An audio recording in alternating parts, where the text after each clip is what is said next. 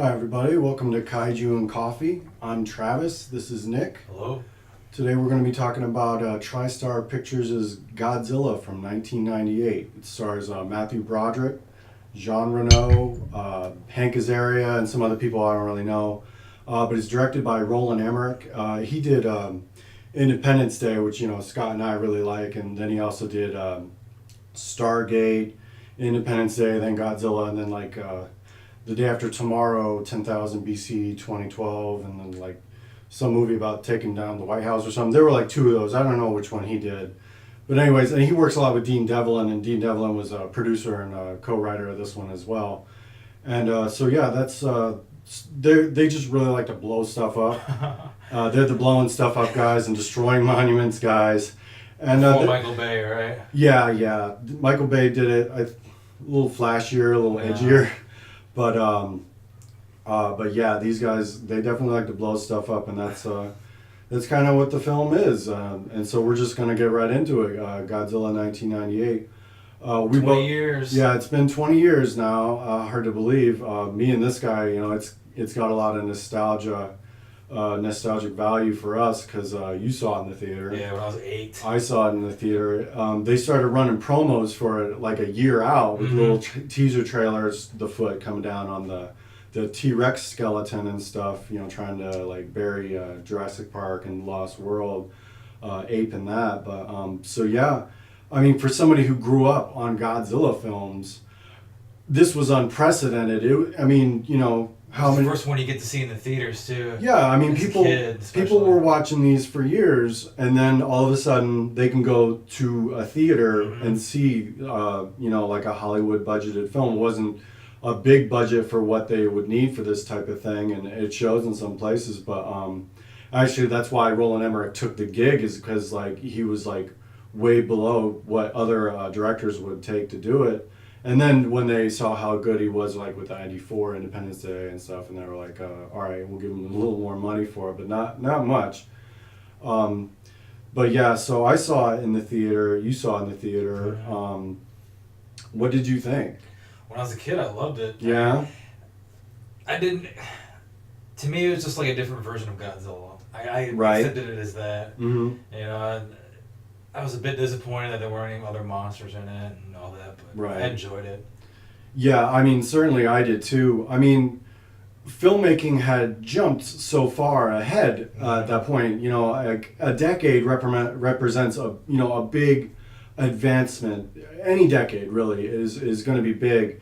And so just the editing, then you're in the 90s now, and the quick edits, everything's got to be quick, and everything's got to be cool and sleek, and but that type of thing does build momentum. It can you can feel propelled forward, even if, as in this one, the story's not really that great.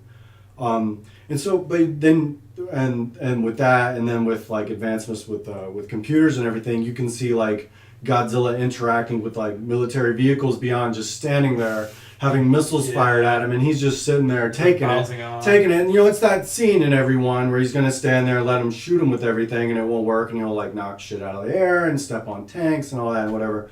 And so you get to see a little bit more of that in a little more detail. It can be silly in some places, as because it's the 90s, but yeah.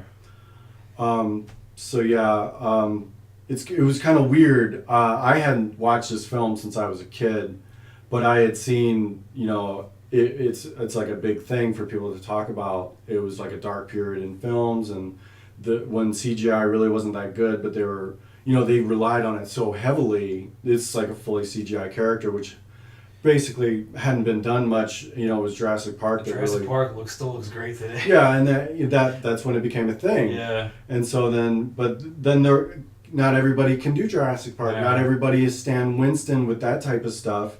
And there were we watched the credits, and there were a few puppeteers, because the film is mainly CGI with the monster. That's just the way it's going to be. And you can tell the difference between the puppets and the CGI. Yeah. It's bad. We'll get to the ending. Yeah. We will get to that ending. That's really just its own thing.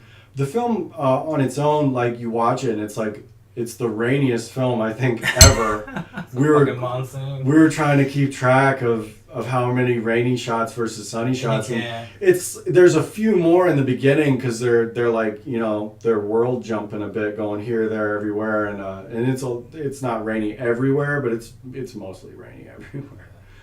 But yeah, the film starts out. The title, the credit sequence, which you know you don't get so much nowadays, but you know in the 90s you were still getting a lot of credit sequences, and it uses stock footage of nuclear testing in the Pacific, and that stuff's pretty crazy. We realized that they use that in Godzilla, the 2014 one as well. It's very similar. It's very similar. This one, it's so sepia drenched. The treatment, it's just like it's black and sepia. That's all it is. Looks very downbeat, and you know it is. Mushroom clouds is scary stuff, but pretty crazy to see on film. And so then the fallout, it makes a reptile big, apparently. Somewhat changes the backstory. It's not a dinosaur. Yeah, it's not a mutated dinosaur. It's a mutated modern lizard. And so then he, takes down a Japanese fishing boat, as you were wont to do, and we spotted the henchman from Die Hard and Lethal Weapon and Double Dragon. I had no fucking idea. Well, yeah, he didn't know, but I know my stuff. That bald, long-haired fellow is in everything. Well, he wasn't a henchman. He was just a fisherman doing honest work. And then here comes this his ass off. Yeah, he's working his ass off, gutting those fish and whatever. And then here comes this giant monster trashing the ship. Yeah. And so that's really how it kicks it all off, and it just goes from there. There's something about this film that we can only talk about really in regard to this one, as far as what we're going to cover on this channel with these kaiju films, is there was like a big soundtrack for this film, because at this time doing singles to promote films was huge. Like Armageddon was like the same summer, and you couldn't turn your head without hearing that Aerosmith song, which showed like the whole film and the video and stuff like that. But that's what they do. But I can honestly say that the Godzilla soundtrack was the first album I ever owned. For real. Yeah, one of my mom's friends won it on the radio and gave me her copy of it. Right. So I got a free copy of it and I enjoyed it. But I think I got it for birthday or something. I don't remember. But yeah, and it. So and on the soundtrack, Puff Daddy, yeah. P Diddy, his collaboration. It's actually a collaboration with Jimmy Page. Because he's in the video. Cashmere. Yeah. Jimmy Page. Uh-huh. From. Yeah, you just did the lyrics of the song. I didn't mean to, but yeah. half the song is Puff Daddy saying, yeah. But, I wasn't really familiar with Led Zeppelin yet. Same, yeah. And so I was like, this is awesome. Yeah. That riff from Kashmir, it was awesome. Yeah, and now as an adult, and being into rock music, I'm thinking like the whole time I hear this, like, just play fucking Kashmir. I want to hear Kashmir.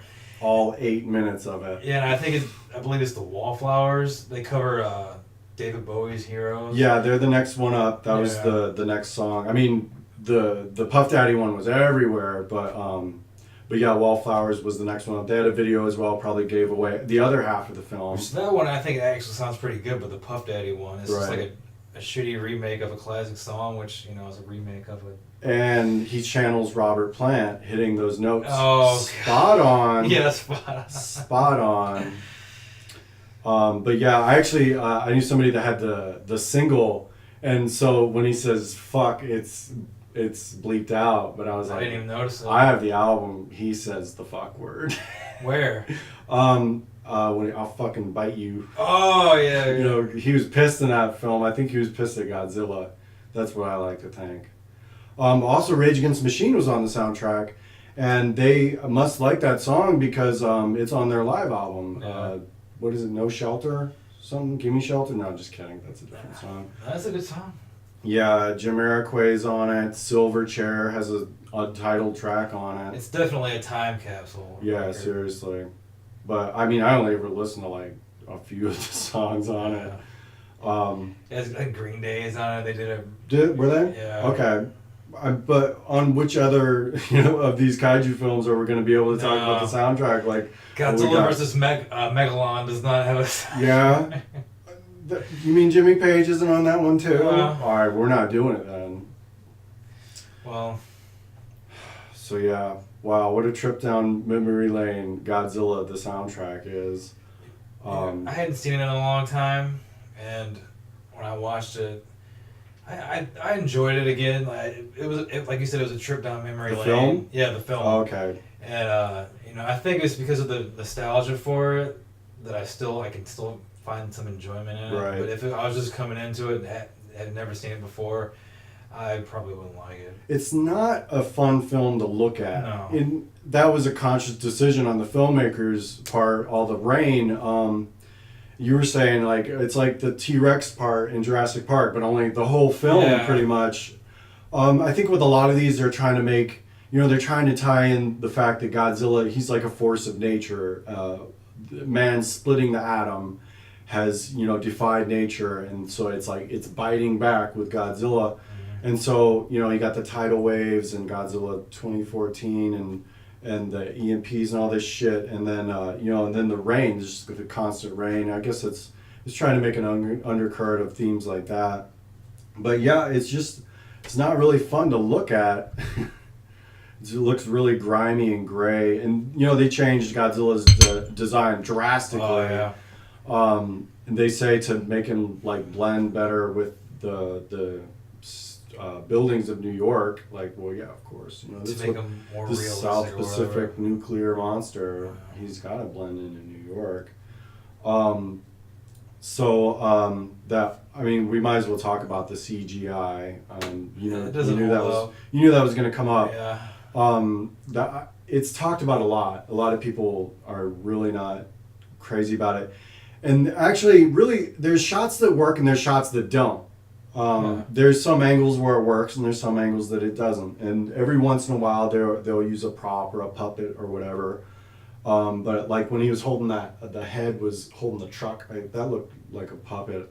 But with the CGI paint around it. But a drastic redesign of the monster, I thought he looked like a cross between a T-Rex and a Velociraptor. Yeah. He needed to run because Godzilla, he can't really run. He kind of shuffles, but especially when he needs to throw that drop kick. But oh man. But he doesn't. He's not really built to run. He's not he's the tortoise that wins the race in the end, not using speed, but with endurance. But yeah, they changed it up quite a bit. It's like a T-Rex with spikes and long arms. Yeah, pretty much, and little human arms, and so a lot. You're looking at him through the rain, and a lot of the textures on the creature's textures. They looked okay in a lot of spots, but it's just not blended well with the background. You're saying he shines a lot. Yeah, I pointed out that he's got an unreal glow, but that's just the nature of the beast. They don't want to show you a monster you can't see, because then you can't really see through rain that well for real. So they give him a glow, and he's got like a backlit thing to him, it's just working with Photoshop and that type of thing. And then sometimes it just doesn't work. It just doesn't really work, at night, coming through Central Park and stuff. CGI just wasn't there yet. They didn't have the budget for it, and it just wasn't there. It was a bit ambitious for the time. Yeah, certainly. That time period was known for it, certainly. They were pushing forward. They just weren't quite there yet. Right. The filmmakers say there's a glitch in the film process. They couldn't use the right type of film, so that's why it doesn't look right. Could be true. Who knows? Could be an excuse. Who knows? But yeah, it just didn't look so good in a lot of especially underground. It was just my god, that was the worst. Unbelievable. I mean, you're trying to just suspend your disbelief that this monster is burrowing under New York with all these, that's really going to happen, but whatever, you just got to let it go. Yeah. And it just didn't look good. It really didn't look good. But I just remember the hype, man. I think I remember the hype more than the film, to be honest, with the waves coming from out of the water and everything. The footprints, like all you saw for a while was his foot. Yeah, they got that from Jurassic Yeah. Park because with their promotions, pretty much all you saw with the T-Rex was the foot and I the was mud. too young for the promotions. Yeah. Well, I don't really remember it too well. This is stuff you read about afterwards. But yeah, I certainly remember the hype for Godzilla. And I guess this is the first one that we can talk about that we both have seen in the theater. Yeah. Yeah. So, like I said, the nostalgia part for me is what holds it up. Because if it wasn't for that, I don't know, it wouldn't. Does it hold up?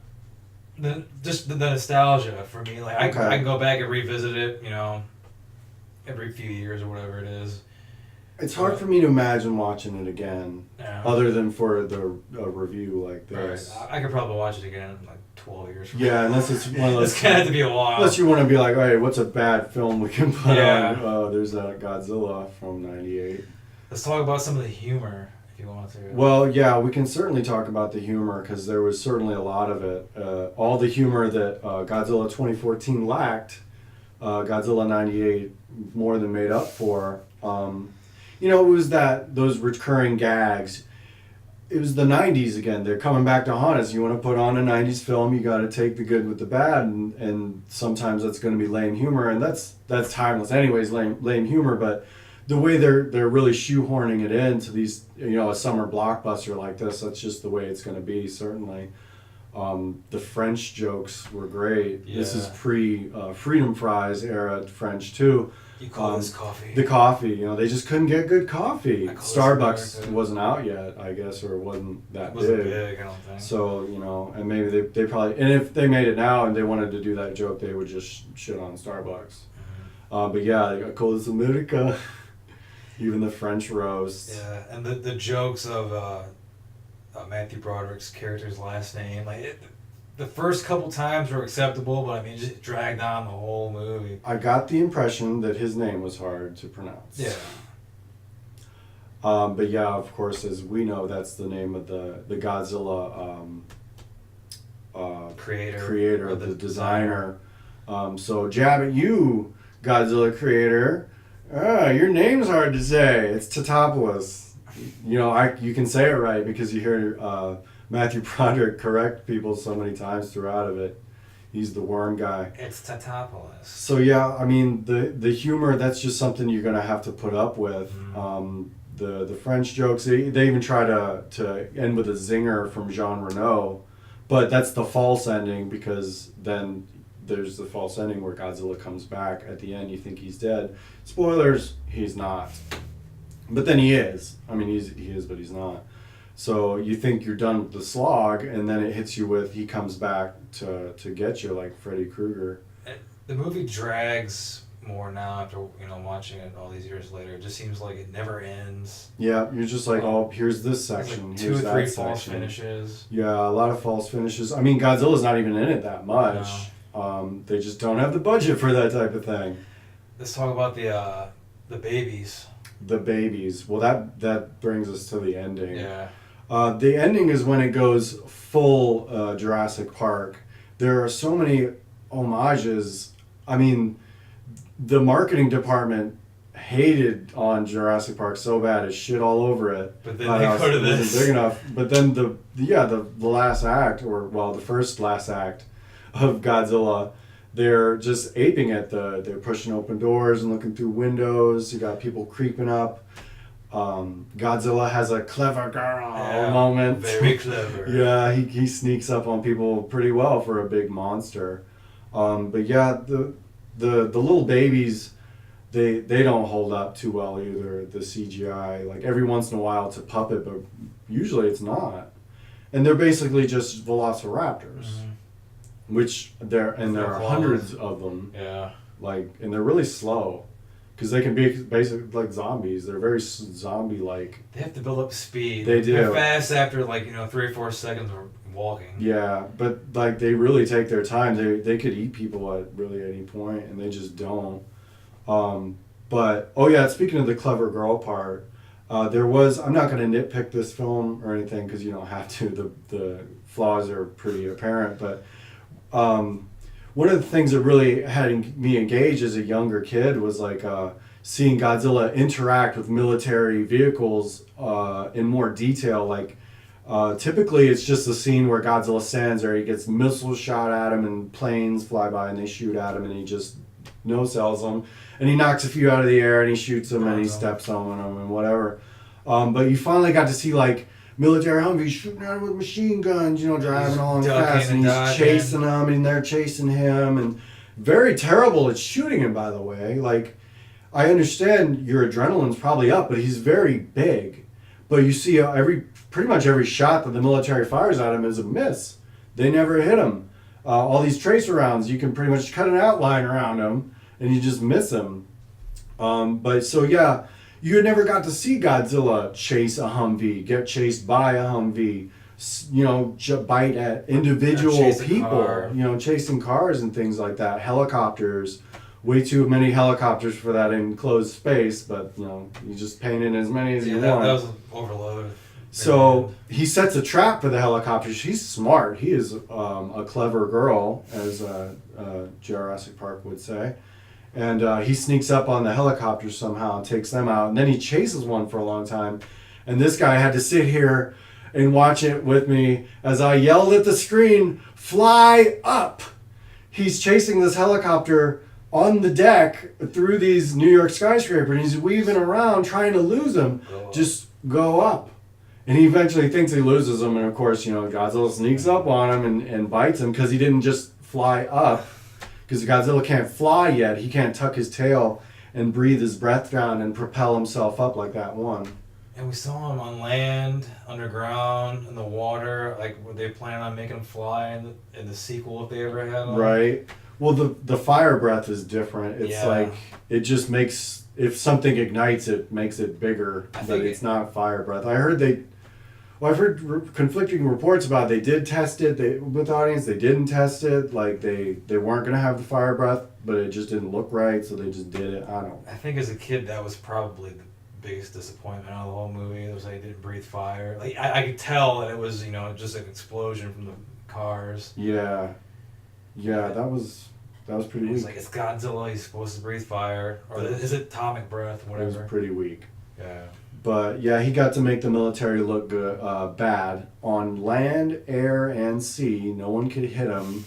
He took out a sub, and the subs shot it. And they didn't even check to see if he was still alive. Yeah, they didn't. That's how we got the false ending. Yeah. You thought he was dead. You blow up all the babies. Oh, it's over. He's back. It's like, was nobody paying attention to the body? I don't know. A recovery? Yeah, I don't know. I guess like everybody was celebrating too hard to think about checking on Godzilla.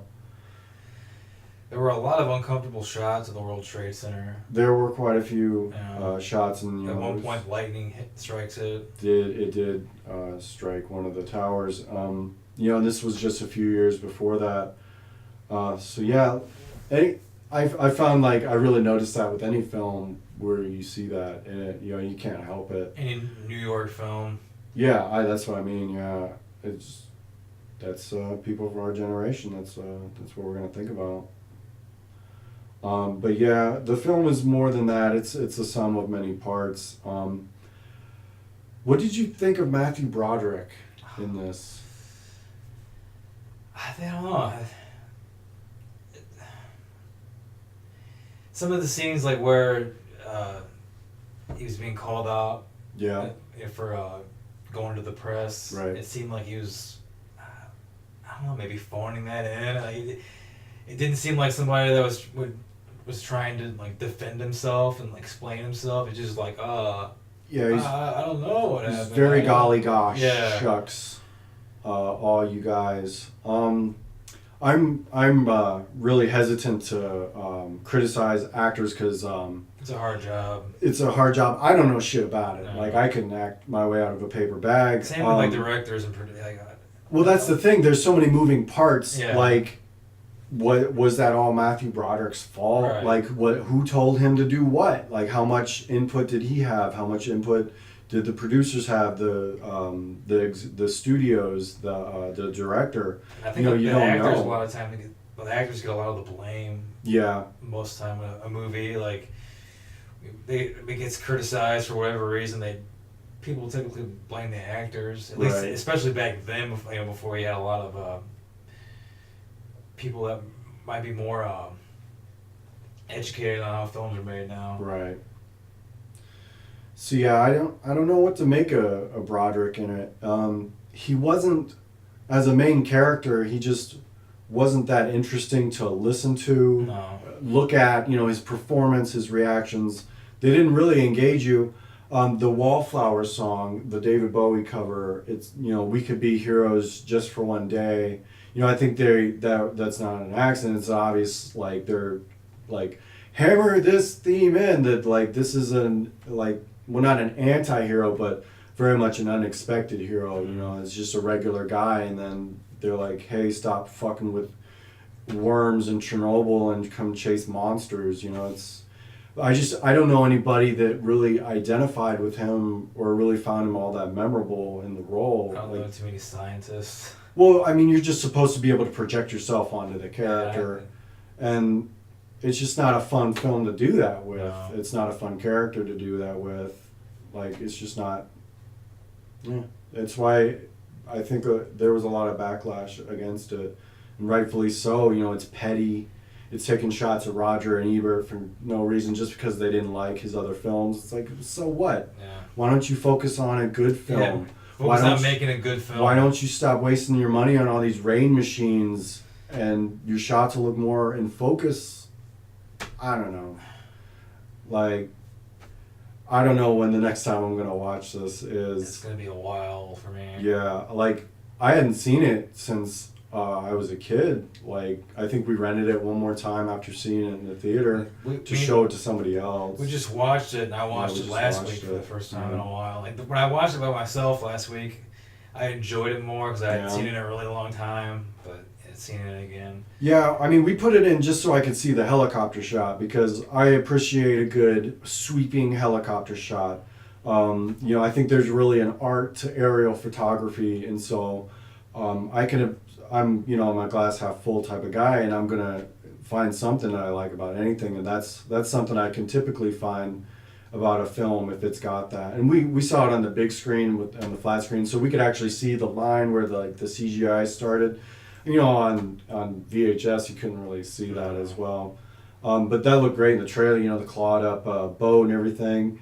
It might have been a miniature, I'm not sure, but it just composited in. Either way, it looks good. Yeah, definitely. But yeah, that's really not going to hold up the film though. Yeah, I mean, I said earlier about the nostalgia for it, but like that only held me up for the first viewing of it. Right.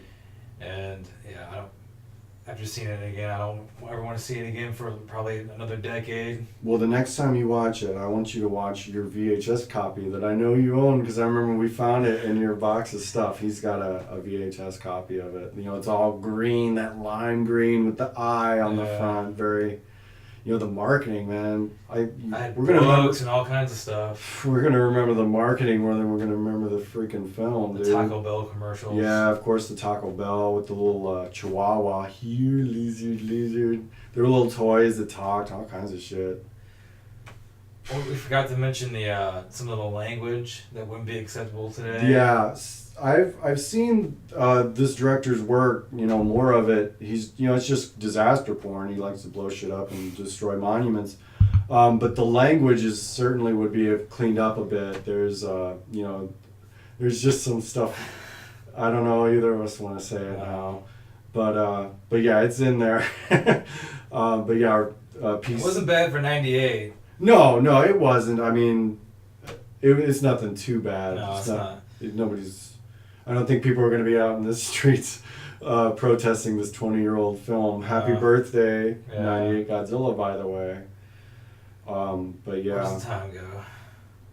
We're going to just leave you back where we found you in that 1998 time capsule with Armageddon. Oh my God. You got anything else to say about Godzilla 1998? For anybody that's getting into kaiju films, would you recommend it?